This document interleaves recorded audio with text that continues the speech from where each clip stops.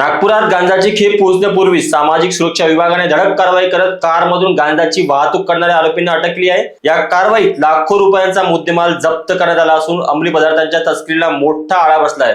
गोपनीय माहितीच्या आधारे सामाजिक सुरक्षा विभागाने पथकाने सापळा रचत संशयित कारची तपासणी केली। तपासादरम्यान कारमधून गांजाची वाहतूक होत असल्याचे उघड झाले। पोलिसांनी तत्काळ कारवाई करत आरोपींना ताब्यात घेतले। त्यांच्या ताब्यातून गांजा, वाहन आणि इतर साहित्य असा लाखो रुपयांचा मुद्देमाल जप्त करण्यात आला आहे। या कारवाईची माहिती सहाय्यक पोलीस निरीक्षक शिवाजी ननवरे यांनी दिली।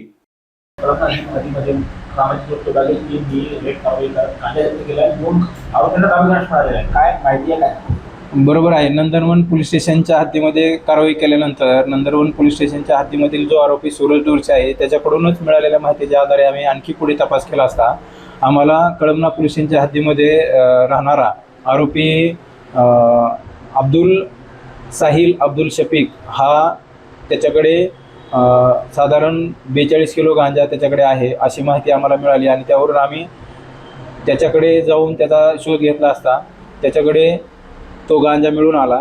तसेच आरोपी सूरज प्रकाश उईके याने तो गांजा त्याला दिला होता अशी प्राथमिक माहिती मिळाली आणि त्याप्रमाणे त्याला आम्ही ताब्यात घेऊन चौकशी केली असता तो गांजा त्याच्याकडे मिळून आला। त्याप्रमाणे आम्ही कळमना पोलीस स्टेशन येथे सदर दोन्ही ठिकाणी कळमना आणि नंदनवन या दोन्ही ठिकाणी दोन्ही गुन्हे दाखल केलेले असून पुढचा तपास नंदनवन पोलीस आणि कळमना पोलीस करत आहे।